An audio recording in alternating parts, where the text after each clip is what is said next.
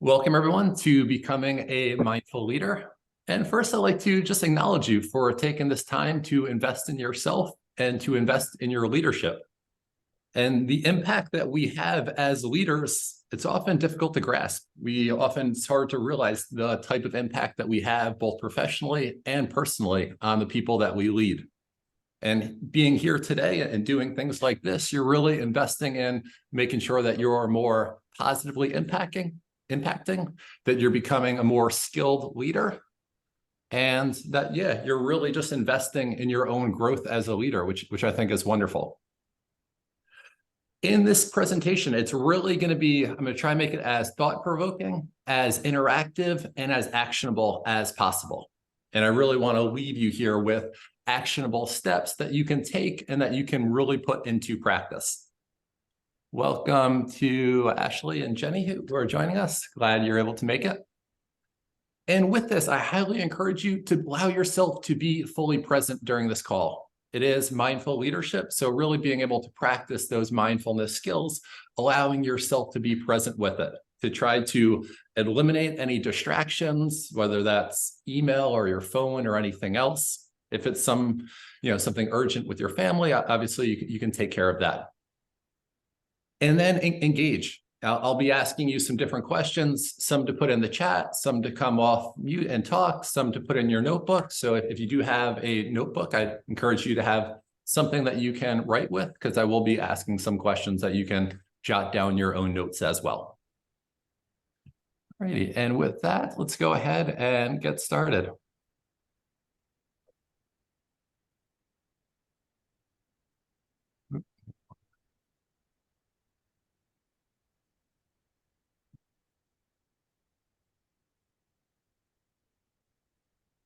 Okay. A little bit about me, just for, I know a couple people in here well, a couple people I'm just meeting for the first time. So as I mentioned before, I'm from New York. I have very much a sports background. Grew up playing basketball and all sorts of sports.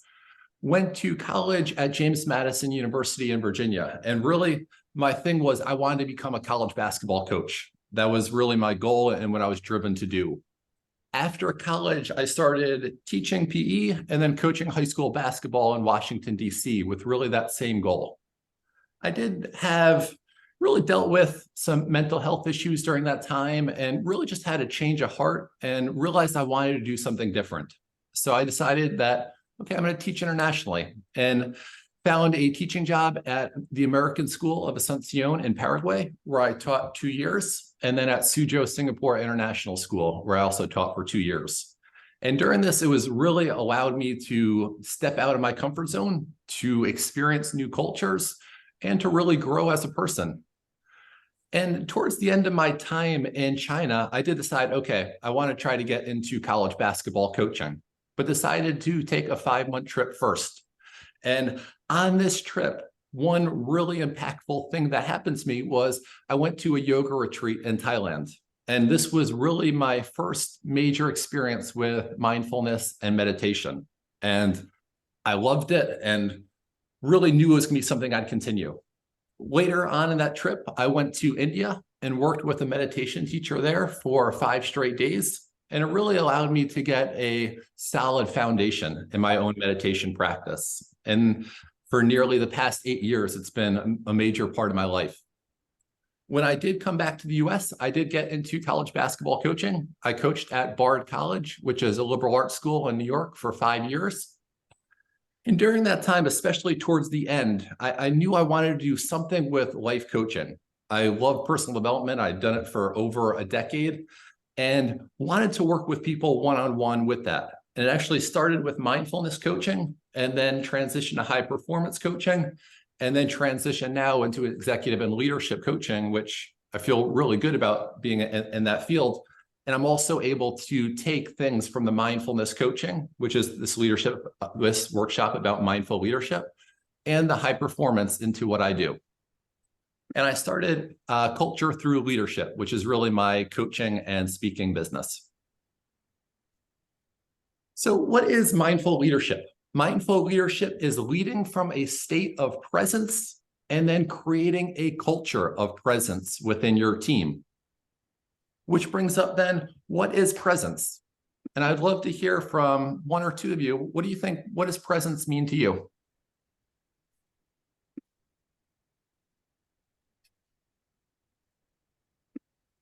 Well, I will say, and this is one of the things that I really appreciate about the organization that I'm a part of, is we all bring our whole selves to work. So we're not compartmentalizing ourselves into our professional identities. We are the people that we are at home with our families and friends as well. So being able to bring really your whole self in it, to be able to bring your authentic self. Absolutely. Thank you, Kojo. Who else? What does presence mean to you?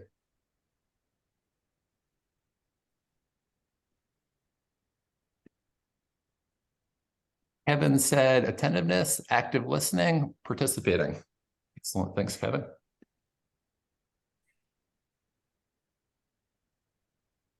Jen said having an open mind, an open heart. Absolutely. Let's see. Okay, for presence, you might hear it's really being here in the now. Some people will describe it as being where your feet are. To me, it's a little bit more, my definition is it's having an awareness. It's having an awareness of what's arising both internally and externally.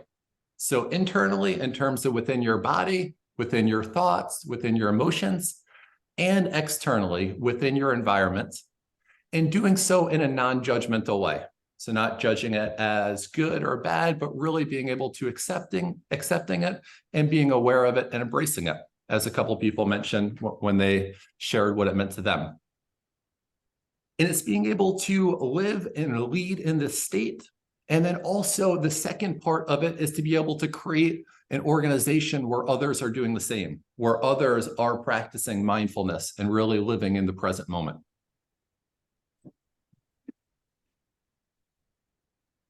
Benefits of mindful leadership. There are so many that are out there. The first one is it helps to improve your performance. So both your productivity and your focus, which will lead to higher performance and also higher profitability in terms of business. Increase emotional regulation. So this is really how you're able to manage your emotions, being able to work through your emotions in a healthy and productive way. Helps you to reduce stress, which is major thing for leaders, major things for all people, whether you're in leadership or not. And really so much of stress is caused from either ruminating about the past and replaying the past or worrying about the future. And what mindfulness does is it's living in the present moment. And when we're able to live in that present moment, it's a much healthier way of living with much less stress. Lead with compassion and empathy. So a big piece of mindful leadership is having compassion, is having empathy, and understanding we don't know what everyone is going through, and to really lead with that and to lead with kindness. Developing healthier relationships, which I'm going to go into much more detail during this presentation. And then a couple others: improve resilience, better decision-making as you're able to process your emotions, as you're able to live in the present moment. It will really help with your decision-making. And then higher employee engagement. When you're present, when the other people around you are present, the level of engagement will go way up. The performance then will go up. And also engagements and retention are very tied. So as engagement's going up, so is retention, which is a major issue for most companies out there. The 5 core competencies. This is really what we'll be focusing on today and looking at, okay, how can I better understand this, but how can I put this into use? And the first one is developing your own presence and creating a culture of presence.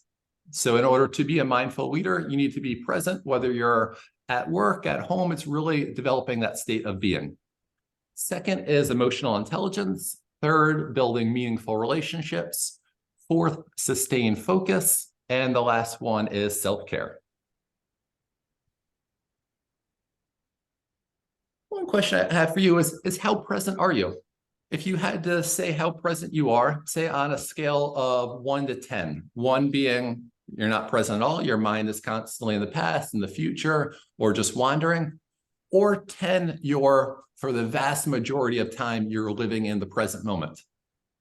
Go ahead and think about where you are. And If you are open to it, go ahead and put it in the chat.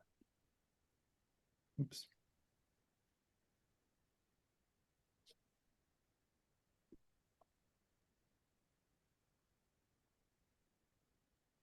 All right. I have, let's see it. 7, 7, 8, 8, 7.5, 8, all 7, 7. Large parts of my answer would be centered on how engaged, interested I feel. However, most of the time I would say 7. Thank you, Kevin.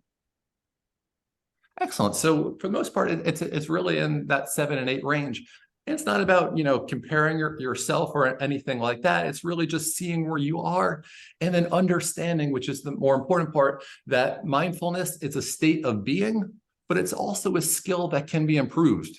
I would say 10 years ago, I was probably a 4 when it came to how present I am. And now I would say probably maybe 7.5. Hopefully 10 years from now, maybe I'll be a 9 or a 10. But it is a skill, just like confidence, just like playing a sport, an instrument, that can be improved.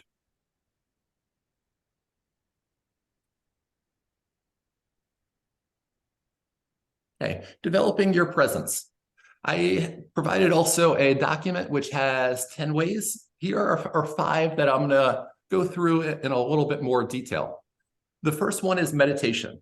I think meditation is probably one of the most valuable ways to improve your presence. And really what you're doing when you're meditating is you're connecting to the present moment. And that translates over from, say, the 20 minutes you're meditating, it really translates over to the entire rest of your day. When you're waking, even you're sleeping, it has an impact on that. But meditation, it's really about connecting to yourself on a deeper level. It's about being able to understand and work with the mind.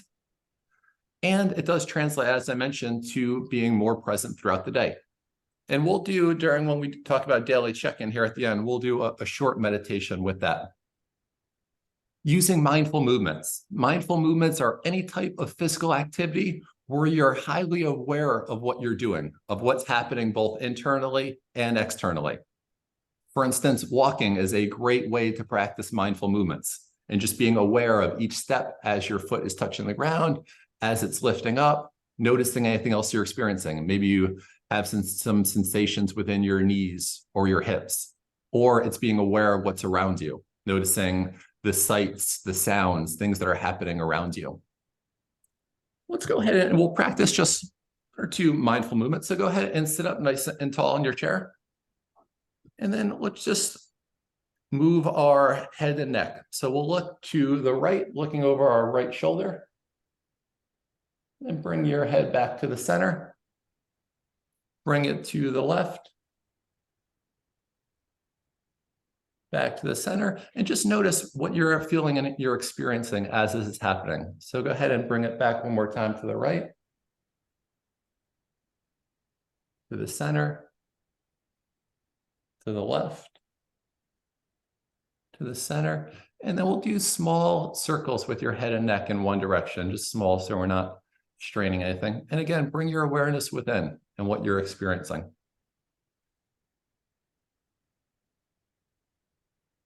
And then you can go the opposite direction.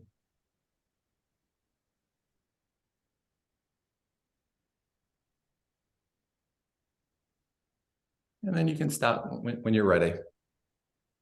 And you can do these mindful movements with any type of activity.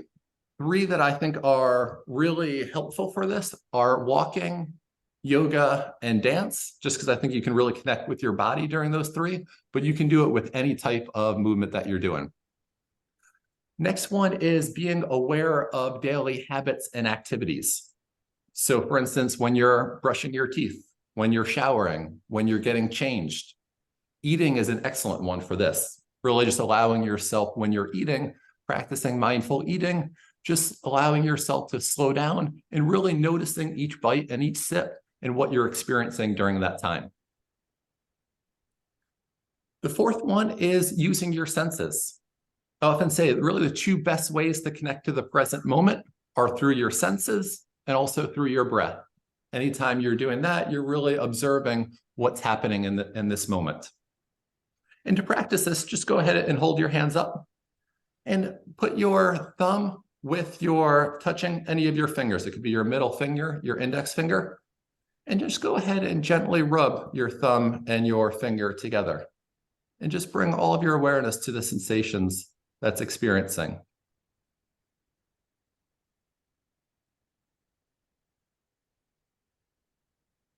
Go ahead and bring your hands together, both hands, and then just gently rub your hands back and forth with your all 5 fingertips. And again, bringing your awareness within. It can be helpful even to close your eyes, just to notice what you're experiencing.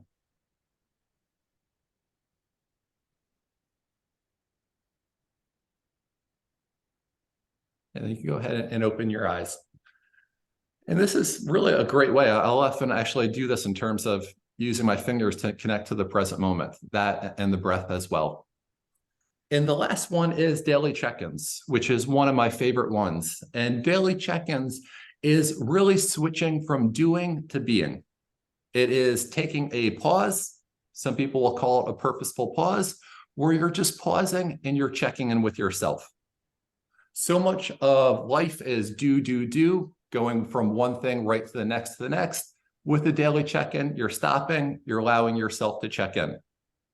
In this check-in, it can be anywhere from 15 seconds, just checking in, noticing my breath, seeing how I'm doing, to a couple minutes. And we'll do a little bit of a longer daily check-in, about 2 minutes, just to connect with our breath and also with our body. And this will be very similar to even a short meditation. So if you're open to it, you can go ahead and close your eyes. And we'll go ahead and lengthen our spine so we're sitting up nice and tall. Our feet are flat on the ground. Let's go ahead and take a deep inhale through the nose. And then exhale out. One more time. Let's take a nice deep inhale. And then exhale. Now allowing yourself to breathe naturally. Letting go of the need to control the breath and simply allowing the body to breathe. And becoming aware of the breath as it's entering and as it's exiting.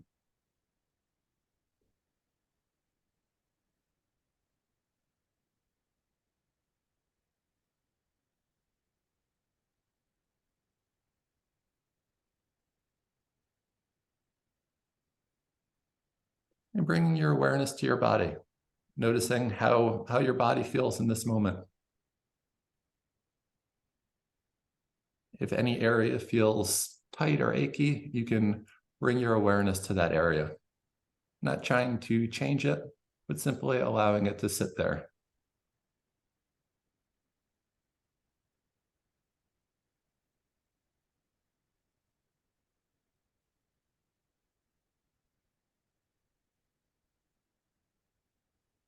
Let's once again connect to the breath.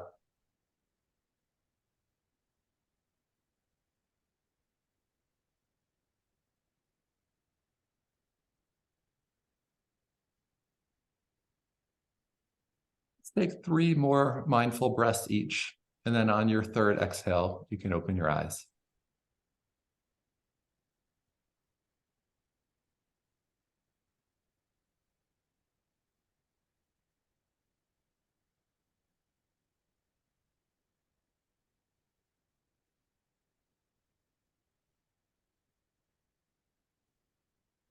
And as you're opening your eyes, once again, check in with yourself. Check in and just notice how you're feeling in this moment.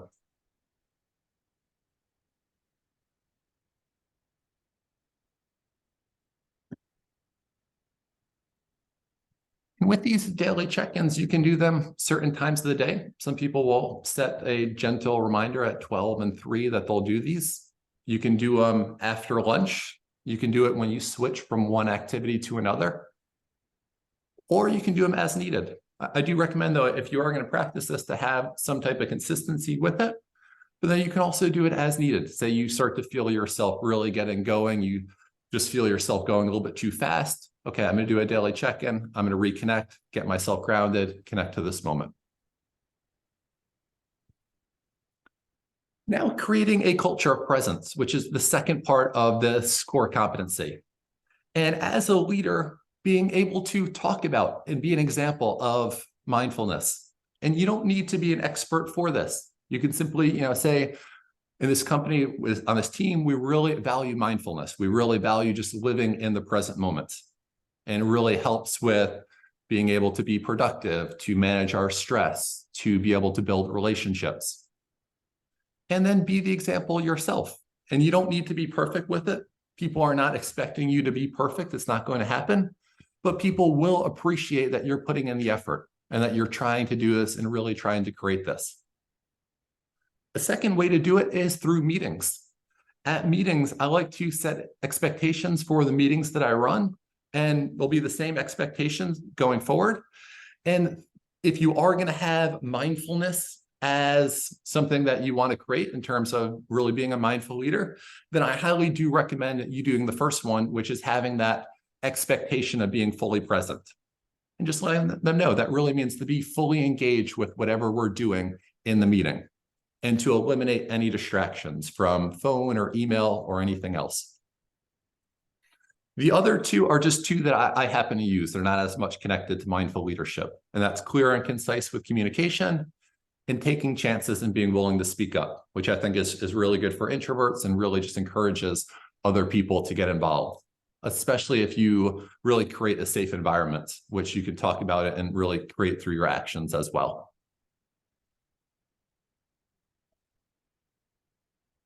The second core competency is emotional intelligence. And emotional intelligence is being able to understand and manage your emotions. And with mindfulness, one thing with mindfulness is you will have more of an awareness with your thoughts, with your emotions, and you'll be able to notice these thoughts as these emotions as they're arising more often, and then having the tools to be able to be with it and to process it in a healthy way. And then the second part of this is the interpersonal, and that's being aware of the emotions of others and responding appropriately. And as we're doing this, we're really helping to build a connection and to really allow that person to feel seen, to feel heard.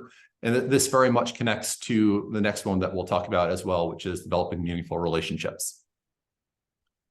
One aspect of emotional intelligence that I do want to look at, though, is how you're responding to challenging situations.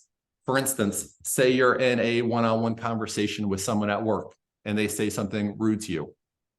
Or if you're in a meeting and you're conducting a meeting and somebody is consistently interrupting. Or if you tell someone to do something as part of a project and say they do something else and it really causes a major issue. What strategies do you use to respond in those difficult situations? And for this one, I'd love for you to go ahead and put it in the chat. What have you used in the past? What works well for you in terms of dealing with these challenging situations that I mentioned or others that come up throughout your day?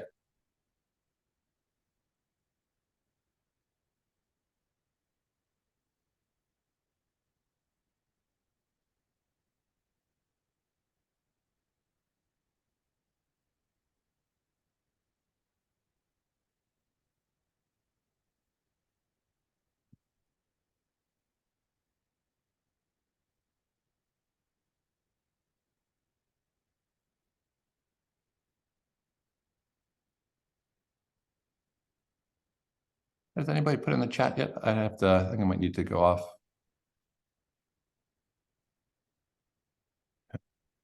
I'll have screen share to see it.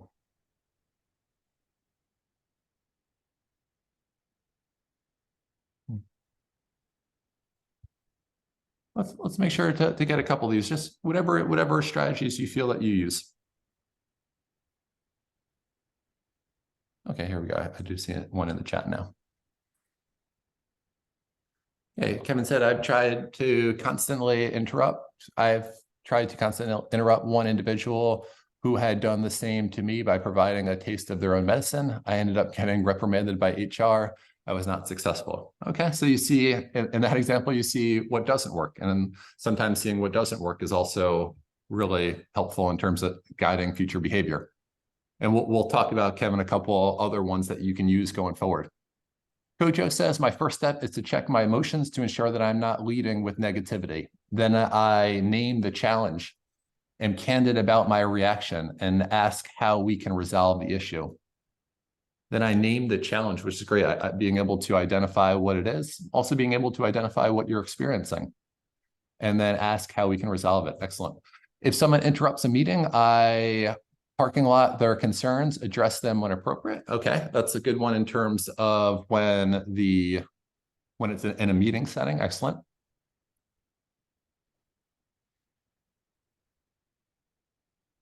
Let's get one or two more. Maybe okay, here we go. Julie. And Julie said, I take a moment and ask person to take a moment before addressing and follow reprieve and private and praise and public rule. So excellent. So reprieve and private, praise and public. Also taking a moment, which we'll be talking about in one strategy that I'll share with you is that taking the moment. Jenny said, when emails or topic pose new challenges, especially in my HR role, I always read aloud time to process before responding. Process time is key to ensure I feel good about my reaction response. And that's actually a lesson that I had to learn in terms of not responding to emails when you're emotional. Allow it to really sit, allow yourself to process it. When you're processed your emotions, then it's a good time to be able to respond to it. Ashley said, if I find if allowed to take a break, a short walk or walking away to gain more emotional composure and practice compassion. Also utilizing breathing to come back to the present moment.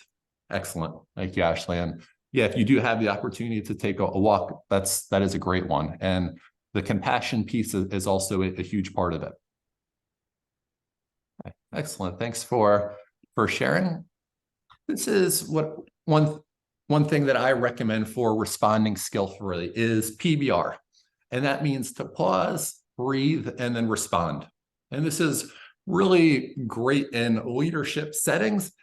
And it's first allowing yourself to pause and to stop. So something happened, you feel yourself getting really emotionally charged, just allow yourself to pause, to stop for a second. The second is to breathe, to connect to the breath. And this literally may be for just one breath. It might just be noticing one inhale, noticing one exhale, maybe one or two. And the breath has an unbelievable ability to really calm down our body. It can calm down our nervous system. It can calm down our heart rate, our blood pressure, but it gets you in a much better place to be able to respond. And then the third part is responding, to respond in a productive way that will help the situation. And this really, it only takes a few seconds to do. And you might think, okay, this is going to be awkward if I have to pause, then I have to breathe, and then I have to do this, that there's going to be this silence and this awkwardness. Really what it's showing the other person that you're taking time to really get yourself centered and to respond in a thoughtful way. So you're showing the other person that. And the second thing it does, it also allows the other person to calm down. If it's a one-on-one situation, chances are you're not the only one emotionally charged. It allows the other person to also start to breathe and start to calm down, even if they're not intentional about it. And this is an excellent one, both in the work environment and then also outside the work environment. I worked with a coach, I worked with a client a little while back who had young children. And with his girls, he sometimes would just come home tired and just, snap at them and react in a way that wasn't the way he wanted to. And he started to do this with them. And at times when you're doing this, you might forget to do it, and you might just react right away, but then reflect on that. Okay, I didn't pause. I didn't breathe. I didn't respond. Next time it happens, maybe next time it does happen, and you are able to do these steps. And with that client and with his children, it became having this happen a couple times a week where this would happen, it happened once a month, to having it happen even less than that. And it's really just making this thing where you're reacting right away, something that rarely happens for you. I think we have one more in the chat as well. Fun fact, walking, run helps us complete our fight, flight, or freeze response and helps us move forward. Absolutely. Thanks for sharing that, Julie.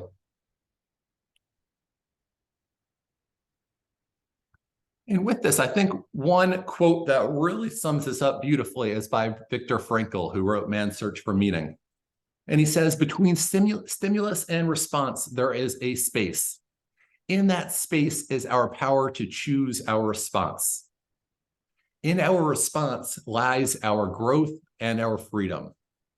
And really what it does is it gives you a choice. It gives you a choice about how you want to respond to this situation. When you just react right away, you don't have a choice. You're just doing what comes in that moment. And oftentimes you haven't processed the emotions and it doesn't help the situation. Oftentimes it hinders or hurts it. But when you're pausing, you're breathing, you're responding mindfully, you're giving yourself a choice about how to best respond to that. And as I mentioned, it does take some practice to do these steps and to do this technique. The third competency, which really getting into now more even the leadership, is building meaningful relationships. And relationships are at the core of leadership. I often say that leadership is really purposeful influence, and it's purposeful influence through building meaningful relationships. And one thing with these relationships, it's taking time to invest in the people that you work with. So taking one-on-one time, whether that's 1 minute, whether that's a 30-minute or an hour conversation, but taking time to invest in people. And it's also the quality of that time, not just the amount of the time, but the quality of those interactions, which is really what's going to make the difference. And with the quality of those interactions, practicing mindful communication. So mindful communication, there's three parts to this. The first one is being fully present with the other person. So that is putting your complete attention on the other person, your awareness, your attention on them and what they're saying and how they are interacting. And it's eliminating any distractions. As I mentioned before, you're not looking at your phone as you're talking to someone. You're not looking at your computer. You're not staring off into space and just noticing the environment, but you're putting your attention with that person. The second thing is you're practicing active listening. And active listening is really listening to understand rather than to respond. So it's really hearing what the person has to say in terms of their words. What are they actually saying? In terms of their tone, their volume, their pace, which is also what they're conveying. And the other thing, which some of you might be thinking as well, is their body language. Noticing their body language. Are they closed? Are they open? Are they smiling? Is their body language in congruence with what they're saying? And when you're fully present, when you're practicing active listening, you're really able to pick up on truly what the person's able to communicate, often even beyond just their words as well. And when you're fully present and you're listening to understand, you're not thinking about how you'll respond, but then there will be a pause after that. And then the thoughts will actually naturally come to you, especially with practice. And you might be a little bit worried that you might not know what to say next. But once you actually practice this, you realize it flows a lot more with this. And then the third step is with this, when you're responding, to be authentic and open with your speech. And to do this in a positive intention way, where you're making sure you're authentic and you're open, but you're also not doing it in a hurtful way. And when you're fully present, when you're using active listening, oftentimes it will be authentic and open in a productive and positive way. And you could, maybe it's just having one conversation. Okay, one conversation today I'm going to have. I know I have a meeting at 9 a.m. With that 9 a.m. meeting, I'm really going to practice this mindful communication, or I'm really going to practice it with someone at home. This is, I'm a pretty big quote person. This right here is actually my favorite quote. And it says, the most precious gift that we can offer others is our presence. The most precious gift that we can offer others is our presence. And it's by Thich Nhat Hanh, who is a famous Buddhist and mindfulness teacher. And I went to a networking event recently and had two conversations, and literally within 15 minutes, these two conversations. The first conversation, I could just tell the person wasn't very interested in the conversation. He was looking around. You could tell by the interaction that, yeah, he was talking to me, but he really didn't care that much about it. And I could tell he was kind of 20% invested in it. And I left that conversation kind of feeling a bit down. My energy was actually a bit lower from leaving that conversation. A couple of minutes later, I have another conversation with another guy, similar age, and this person was just fully engaged. You can tell this person was actually practicing mindful listening. They made me feel important. They made me feel valued. They were asking thoughtful questions that were really the result of being very intentional about their listening. And I left that conversation just feeling a whole different energy. And I think that's the power of this has in terms of how we're making people feel and the relationship that we're building. I went on a walk a little while back with a friend, and we were kind of talking about life. And she said that her, almost out of nowhere, that her superpower is that she's fully present with people. And I had to I paused and froze, and I'm like, I love that. It's a superpower. Yes, it is a superpower, and it's available to all of us. All of us possess the capability of being fully present with the people around us.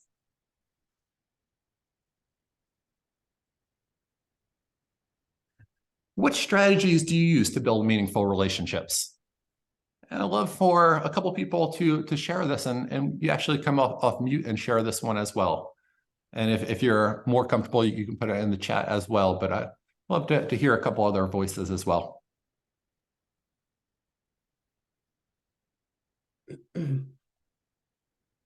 Yeah, Jacob, I hear you clearing your throat. I don't know if you're ready to talk or not. Hey, Matt. Yeah, thanks. Yeah. One strategy is sharing quality time and doing things that, of course, that I enjoy, but also that I know the other person enjoys, especially. So quality time and around what the other person enjoys as well, around their interest. Excellent. Jen in the chat said, ask questions about them, remember their name. Remembering their name is a big one as well, and something that I've had to work on. But asking questions about them and really finding out about them, absolutely. What else in terms of that you use for building meaningful relationships? That's something, both of those are something that I do with my training is, and goes back to that benefit of working for a small business, but their first day isn't just paperwork. I take them outside of the store and engage with them and just, hey, I just want to get to know you. I want to get to know your personality because I need to know what's going to be the best way for me to help you and become successful. Absolutely. Thanks for sharing, Julie. And that's an essential part of the onboarding process as well, is to really get to know the person and to ask about them. I was actually reading a book, The Culture Code, and had a study where organizations that actually asked about the people and got to know them and kind of asked more detailed, thought-provoking questions, the retention rate was like 2.5 times as much. It was an incredible difference. Thank you for sharing that, Julie. And Kojo in the chat says, as I mentioned earlier, bringing whole self to work, sharing with authenticity and vulnerability. Excellent. Sharing with authenticity and vulnerability. Kevin said, I think it's interesting. I find that most people, when you ask about them, they go into telling you all about what's on their resume, where they worked previously, etc. And so that's something that they can go into. Maybe that's just kind of their default that goes into that. And then thinking about how can you ask, and then I ask about what's interest of them outside of work. Excellent. So trying to go beyond that resume and finding out their interest and finding out more about them. Excellent. Thank you, Kevin.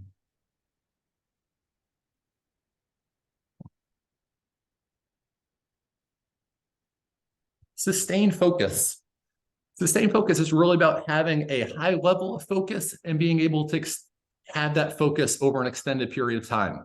And this can be by yourself, or it can be with others as well, which is really where the leadership part of it comes into it as well. And when I was first getting into executive and leadership coaching, my background is more sports, so I really wanted to find out about these executives and their day-to-day and their challenges. So I reached out to as many friends, as many family, friends of friends, LinkedIn connections, just to get on the phone with them and to have a conversation and to find out about them.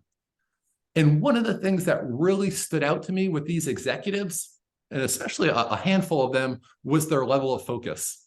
I can tell from the conversation, just talking about their day, how they did things, just kind of, yeah, how productive they were. Their level of focus was just different.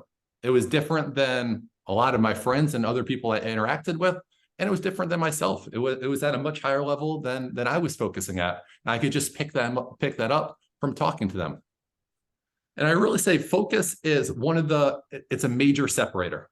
It's a major separator from high performing people, and then average and low performing people is your ability to focus. And the reason is because there are so many distractions that are out there nowadays. And I'm sure you're well aware of this. In the last 10, 15 years, the amount of things on your attention has just skyrocketed exponentially in terms of social media, in terms of phones, computers. And that's why it makes it being able to focus all that much more important. A couple of things for sustained focus. Two that really, I think are really at the center of it. One is doing one task at a time. And one task at a time has been shown to be a lot more productive than trying to multitask. And when we're multitasking, for the most part, really what we're doing is we're task shifting. We're working on one, shifting to another, maybe shifting back to that first one. And each time you shift, especially when you're shifting back, you have to then refocus and concentrate. And actually, it takes more time than you think, and it doesn't allow you to go into deeper thought. And in doing one task at a time, it's a very simple concept, but it doesn't mean it's easy.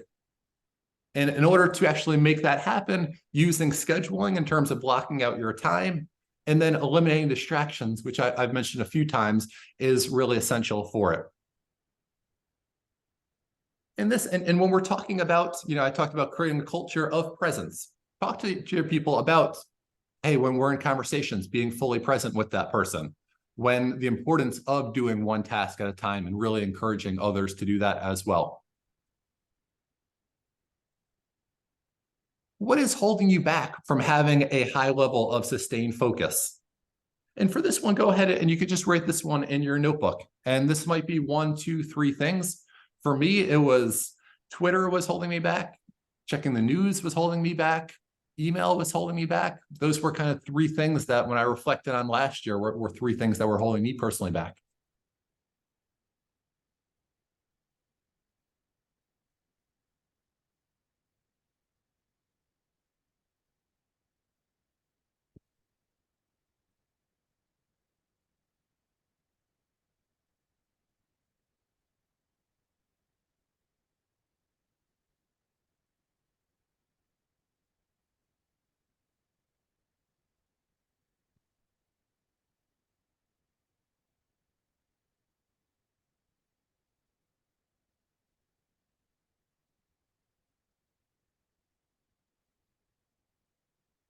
All right. You can go ahead and if you're writing, we'll go ahead and we'll give you a few more seconds to finish up your thought.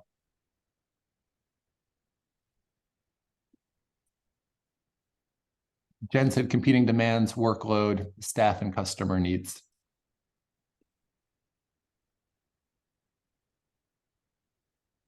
And the last of the 5 core competencies is self-care. And with self-care, really one of the main things that stands out for me is, especially in leadership, people often really don't feel that they have the time or just don't prioritize self-care. They feel like they're better off just working or doing things for others and almost feel guilty about taking this time for themselves. In reality, when you do take this time for their self to do the 5 things that I mentioned here, and this list is not the complete list for self-care, but you're really showing up in a much better way. You're showing up in a much better way in terms of your relationships, in terms of your productivity, in terms of your attitude and your energy. And with this physical activity, in terms of just being physically active, finding things that you enjoy to do, finding things you enjoy that you can consistently do, and that's right for your body. And really, the body just wants to move as well. So moving outside of exercise as well, just getting up and moving yourself is really important as well throughout the day. Nutrition in terms of what we're putting into our body, our sleep schedule, making sure we're getting 7 to 9 hours a night and we're being consistent with it and getting high quality sleep. And going back to focus as well. If you want to improve your focus, focusing on these three areas all have a major impact on focus: physical activity, nutrition, and sleep. Next one, performing hobbies, taking time for yourself. And then the last one is social connection. We are social beings, and just having that connection where you are able to talk and to really form a bond with someone else. And then out of those 5 areas that I mentioned, what would be most beneficial for you to focus on? And we're going to be doing implementation plan in a minute, and this might be one of those, or you might choose a different area. But out of these 5 areas right here, which do you feel like would have the most benefit for you? Kojo said physical activity and sleep.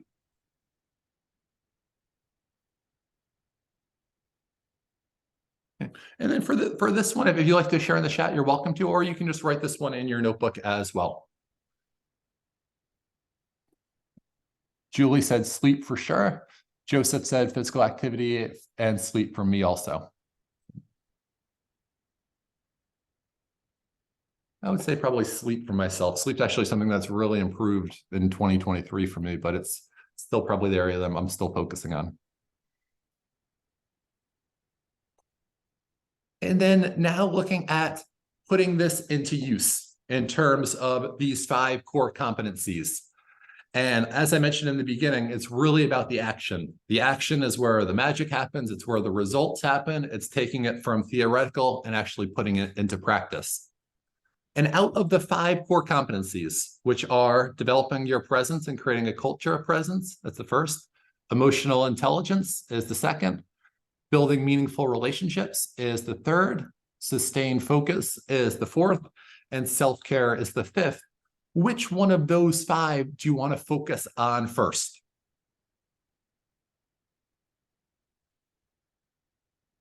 And then the second part to that is, what action step will you take?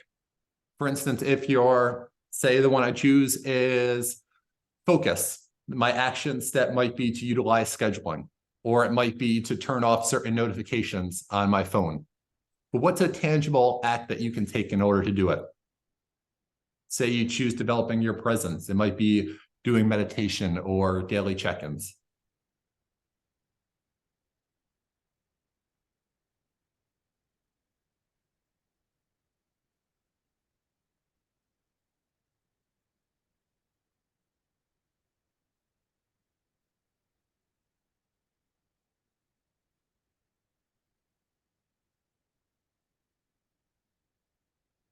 If you're all set with this, go ahead and give me a thumbs up. If you're still working, you can continue to jot down your thoughts.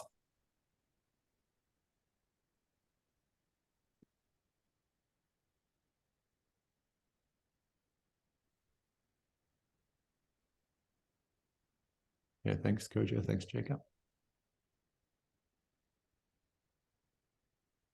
All right, now that you have that first one, what is a second core competency that you want to focus on? And this one will be down the road. I recommend setting that first one, getting that first one up and going, developing that habit, and then then adding the second one in. And this second one might be 2 weeks later, it might be a month later, it might be 2 months later, or whenever in the future. But just thinking about starting to develop more of a plan. So you have your first one, you have an action step.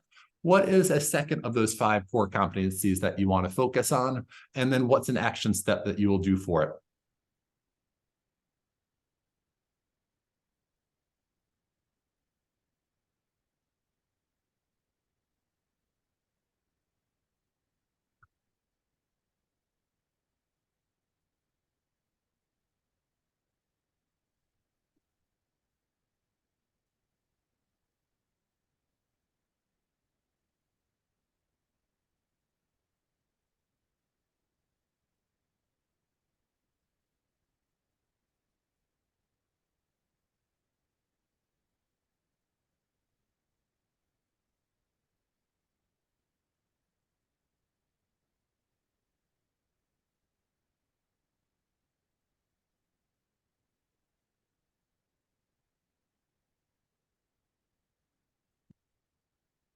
Okay. I want to share with you a little bit in terms of what I offer as well. If you are interested in coaching, the program that I offer the most of is a 5-month leadership coaching. And really during that, it is very much individualized for each person. And how it works is in our first session, it's a 2-hour deep dive. We'll do a goal setting during that time, come up usually with 2 goals, and then develop an implementation plan going forward and really analyzing your leadership during that first time as well. And that first one is a 2-hour session. And then all the other sessions are 1-hour sessions. And in months 1, 2, and 3, it is 3 sessions per month of that 1 hour, except for the initial 2-hour one. And then months 4 and 5, it is 2 sessions. We sort of scale down a bit as we get into it to give yourself more time. And it's a combination. There'll be certain ones we will incorporate mindful leadership and a couple other things into it. But then a lot of times you'll also be the one that's setting the focus and setting the focus ahead of time. And then in between session 2 and 3, do an EQI 2.0 assessment, which is an assessment for emotional intelligence. And it gives you scores in 15 different areas of your emotional intelligence, and then also provides strategies for improving in those. And it's really useful strategy for emotional intelligence. And then you also have access to me during the week for any questions on text, on email, anything that's coming up, anything that you'd like assistance with. And I also check in with you. I'll check in usually every week to just check in, see how you're doing, maybe provide a reminder, provide a new article or tool that I've seen. And then you have access to 2 online courses as well. One is Mindful Leadership Academy, which is more into detail about what we talked about today. And then the other one is High Performance Accelerator. And with this, the coaching program, I'm actually offering it $500 off right now. So it's $3,950, and I'm offering it for $3,450. And if for anybody that's joined today, I'll also give $200 more off for being on this webinar. And if you have any issues in terms of want more of a payment plan, we can work on that as well. But really just in terms of the return on investment, really improving your leadership will often set you up so much for either promotions, bonuses, new jobs, which often, many times more what the cost of the program actually is. And then it also just in terms of your own satisfaction, just knowing that you're really developing your leadership skills and you're growing, and you just feel better knowing that, okay, I am improving my leadership. The leadership is becoming more natural to me, and I'm becoming more skillful with it. And then just really the impact that you have on others as well, and seeing other people's development and growth as well. 2 other programs I offer for coaching. One is a culture and leadership, which if culture is more of your focus, that's a great one. And then another one is team coaching, which is also more culture focused. And that's kind of if there's already some type of issue and you want to bring in the whole team for that. I also offer these workshops. So today listen to Becoming a Mindful Leader, and this one can be anywhere from 30 minutes to multiple half-day workshop with it, and really going more into each one and really just digging in and doing exercises with the team members for each one. And then 2 others are Building a Thriving Company Culture and Mindfulness at Work.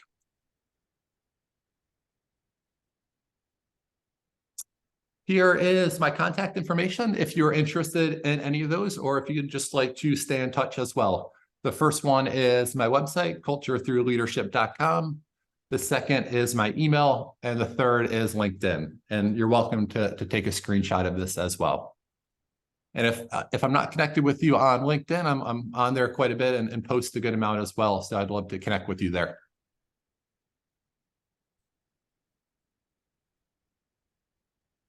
And the last part is questions.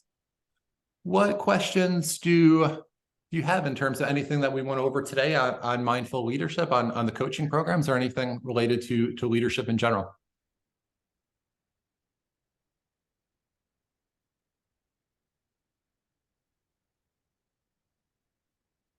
Kevin, thank you, Matt. This was very insightful and quite enjoyed your time today. You're welcome, Kevin. Thanks for taking the time to it. Any books that you would suggest on this topic to read? Janice Maturano has a really good one, and I believe it's called Finding the Space to Lead. That is one more related to mindful leadership, but it's Janice Maturano. I believe it's something around finding the space to lead. That's in terms of this specific topic. That's the most helpful one that I've seen on this. A couple others, and just in terms of leadership in general, Culture Code is probably my favorite one in terms of building company culture, and that goes into leadership as well. But it's Culture Code by Daniel Coyle. And then I've read John Maxwell. I think he's an excellent author on leadership, and have a couple of his as well. But I think a couple of those that I mentioned right in the initial are really helpful. And the book I'm actually reading right now is called Think Again by Adam Grant. And Adam Grant is really a thought leader within the management and leadership space. Koja said, do you have testimonials from others who have used your coaching services? Thanks so much. This was very helpful. Yes, I do. If on my website, there's actually a couple people on here that have done the coaching with me as well.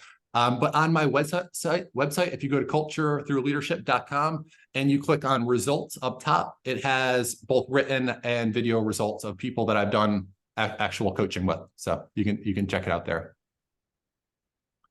You're welcome, Jen.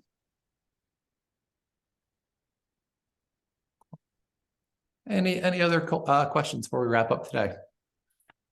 Really enjoy this. Thank you so much. You're welcome, Joseph. Thanks for taking the time to come to this as well. So I appreciate you being here. All right. Well, if you have any questions that do come up, feel free to shoot me an email or to send me a LinkedIn message as well. And yeah, once again, it's about really taking action. So making sure that you're incorporating those steps that you're doing and really starting to take consistent steps with it. Even if it's small steps, really starting to take those consistent ones. All right. I've said a couple in there. You're welcome. And yeah, I enjoyed all of your participation today. And yeah, thanks for joining. Thanks for joining us today. All right. You're welcome. All right. Take care, everybody. Have a good rest of the day. And yeah, hopefully I'll be in touch with you. All right. Be well, everyone. Thanks. Take care. Bye.